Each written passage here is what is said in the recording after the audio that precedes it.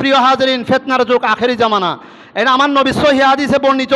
আরেকটা হাদিস শুনুন, মুসলিম শরীফ আস-সাহি বাবু জিকরিল খাওয়ারিজ, হাদিস নং 1065। আবু দাউদ সুনান বাবু ফি কিতালিল খাওয়ারিজ, হাদিস নং 4768। এই সব জায়গার মধ্যে খারেজি শব্দটা উল্লেখ আছে। এই বাবগুলোর মধ্যে, হাদিসগুলোর মধ্যে খারেজি শব্দটা উল্লেখ আছে। হুঁশিয়ার, সাবধান, হারেজি থেকে নিজের ঈমান আকীদাকে রক্ষা করবেন। আন আবি সালামাতা ওয়া আতা ইবনে ইয়াসারিন আন্নাহুমা আতায়া আবা সাঈদ আল খুদরি রাদিয়াল্লাহু তাআলা আনহু ফাসালাহু আনিল হারুরিয়াতি আসামিআত আন-নবী সাল্লাল্লাহু আলাইহি ওয়াসাল্লাম ক্বালা লা আদরি মা হারুরিয়াতা সামিআতু নবী সাল্লাল্লাহু আলাইহি ওয়াসাল্লাম ইয়াকুলু ইয়াখরুজু ফি হাযিল উম্মতি ওয়া লাম ইয়াকুল মিনহা কওমুন তাহরিকুনা সালাতাকুম মা সালাতিহিম ইয়াকরাউনা আল-কুরআনা লা ইউজাফিজু হুলুকাহুম আও হানাজিরাহুম ইয়ামরাকুনা মিনাদ দীনি মুরুকাস সাহমি মিনার রামি। মুত্তাফাকুন আলাই। ইমাম বুখারী, ইমাম মুসলিম রাদিয়াল্লাহু তাআলা হাদিসটি বর্ণিত করেছেন। ইমাম বুখারী রাদিয়াল্লাহু তাআলা আনহু এবং ইমাম মুসলিম রাদিয়াল্লাহু তাআলা আনহু, সেই জন্য এই হাদিসের মধ্যে এটা মুত্তাফাকুন আলাই। বুখারী শরীফ আস-সহিহ বাবুল কিতালিল খাওয়ারিজ, হাদিস নং 6532। আল মুসলিম আস-সহিহ আবু জিকরিল খাওয়ারিজ, হাদিস নং 1064। হাদিসের মধ্যে বলা হচ্ছে হযরতে আবু সালামা রাদিয়াল্লাহু তাআলা আনহু ও হযরত আতা ইবনে ইয়াসার রাদিয়াল্লাহু তাআলা আনহু থেকে হযরত আবু সাঈদ খুদরি রাদিয়াল্লাহু তাআলা আনহু দরবারে হাজির হন। তারা তাকে জিজ্ঞাসা করেন, আপনি কি রাসূলুল্লাহ সাল্লাল্লাহু তাআলা ইসলামকে হাররিয়া, একটি দলের নাম হাররিয়া সম্পর্কে কিছু বলতে শুনেছেন? হাররিয়া মানে খারেজিয়া। তিনি বলেন, আমি জানি না হাররিয়া কি। হ্যাঁ, তবে আমি রাসূলুল্লাহ সাল্লাল্লাহু তাআলা ইসলামকে বলতে শুনেছি, এই উম্মত থেকে এমন কিছু লোক বের হবে, এবং এটি বলেননি যে এমন এক সম্প্রদায় বের হবে, বলছে এই উম্মত থেকে কিছু লোক বের হবে যাদের নামাজের সামনে তোমাদের নামাজ কিছুই নয়, যাদের নামাজের সামনে তোমাদের নামাজ তুচ্ছ মনে হবে। তারা কোরআন মজিদ তেলাওয়াত করবে, কিন্তু এই কোরআন তাদের গলার নিচে যাবে না।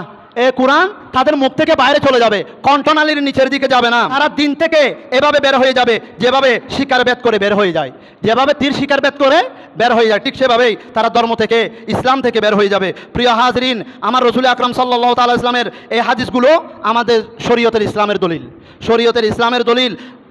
আমরা এই কথা বলে গেলে যা হবে না। হযরত আনাস রাদিয়াল্লাহু তাআলা আনহু আমার নবীর 10 বছর খেদমত করেছেন। ওনার নাম খাদেমুর রাসূল আনাস রাদিয়াল্লাহু তাআলা আনহু। উনি বলছেন, আনাস রাদিয়াল্লাহু তাআলা থেকে বর্ণিত হাদিস, আনাস রাদিয়াল্লাহু তাআলা আনহু আন্না রাসূলুল্লাহ সাল্লাল্লাহু আলাইহি ওয়াসাল্লাম ক্বালা নাহবুহু সীমাহুম তাহলিক ওয়া তাসবিদ, রাওয়াহু আবু দাউদ ওয়া ইবনে মাজাহ মুখতাসারান ওয়া আহমদ ওয়াল হাকিম। এখানে বলা হচ্ছে, একটু লক্ষ্য করবেন, নবী করিম সাল্লাল্লাহু আলাইহি ওয়াসাল্লাম বলেন, শীঘ্রই আমার উম্মতের মধ্যে মতবিরোধ দলাদলি দেখা দিবে। এটা আমার নবীর কিয়ামতের আগে সতর্কবার্তা দিয়েছেন। শীঘ্রই আমার উম্মতের মধ্যে মতবিরোধ ও দলাদলি হবে। এক সম্প্রদায় এমন হবে যাদের কথাগুলো খুবই সুন্দর হবে। খেয়াল করুন, আল্লাহু আকবার। তাদের কথাগুলো খুবই সুন্দর হবে, তবে তারা কাজ করবে মন্দ।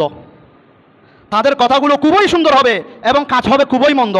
তারা কোরআন মজিদ পড়বে, কিন্তু তা গলার নিচে দিয়ে যাবে না, মুখ থেকে বাইরে চলে যাবে, তাদের কলমে পৌঁছাবে না। অন্য বর্ণনায় আছে, তোমাদের নামাজ ও রোজা তাদের নামাজ ও রোজার সামনে তুচ্ছ মনে হবে। মানে আমরা কি নামাজ পড়তেছি, এরা তো খুবই নামাজি, এরা তো খুবই ভালোভাবে রোজা সিয়াম সাধনা করে, এভাবে তুচ্ছ মনে করবেন আপনারা। তারা দিন থেকে এভাবে বের হয়ে যাবে, যেভাবে তীর শিকার থেকে ভেদ করে বের হয়ে যায়। তারা দিনে পুনরায় ফিরে আসবে না। তারা আবার পুনরায় দিনের মধ্যে, ইসলামের মধ্যে, সত্যের দাওয়াতের দিকে ফিরে আসবে না, যতক্ষণ না কামান তীর দিকে ফিরে আসে।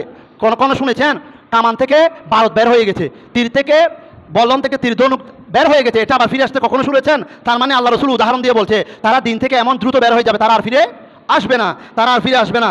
তারা সকল সৃষ্টিতে নিকৃষ্ট হবে। সেই ব্যক্তির জন্য সুসংবাদ যে তাদেরকে হত্যা করবে, নাউজুবিল্লাহ। এখানে দেখুন, হাদিস এটার ব্যাখ্যা করলে বিশাল লম্বা। বলছে যারা দাজ্জালের অনুসারী হবে, দাজ্জালও আসবে, ইমাম মাহদী আলাইহিস সালামও আসবে। হুবহু ইহুদি নসারার মতো আমাদের বেশ ধরে পাগড়ি, টুপি, দাড়ি সব থাকবে, তবে তারা ভিতরে সাহায্য করবে দাজ্জালকে। সাহায্য করবে কাকে? দাজ্জালকে।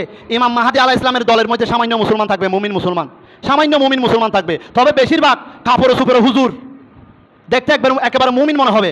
তারা কিন্তু তলে দাজ্জালকে সাহায্য করবে, দাজ্জালের মিশনকে এগিয়ে নিয়ে যাবে। সেই জন্য সেই ব্যক্তির জন্য সুসংবাদ যে তাদেরকে হত্যা করবে। তবে নাউজুবিল্লাহ কেন বলছি? নাউজুবিল্লাহ বলছি আমাদের কেন যেন আল্লাহ সেই যুগটা না দেখায়। সে কিয়ামতের আগে আগে সেই যুগটাতে যেন আমাদেরকে আল্লাহ নিয়ে না যান, সেটা খুব কঠিন যুগ হবে।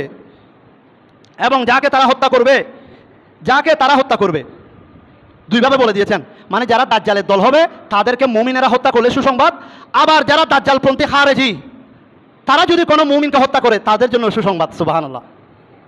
মানে মুমিনের দল ওই বাতেল খারেজিদেরকে হত্যা করলে তাদের জন্য সুসংবাদ, আবার ওই খারেজি বাতেলেরা যখন আবার মুমিন মুসলমানকে হত্যা করবে তাদের জন্য আল্লাহ রাসূল সুসংবাদ দিলেন। সুবহানাল্লাহ।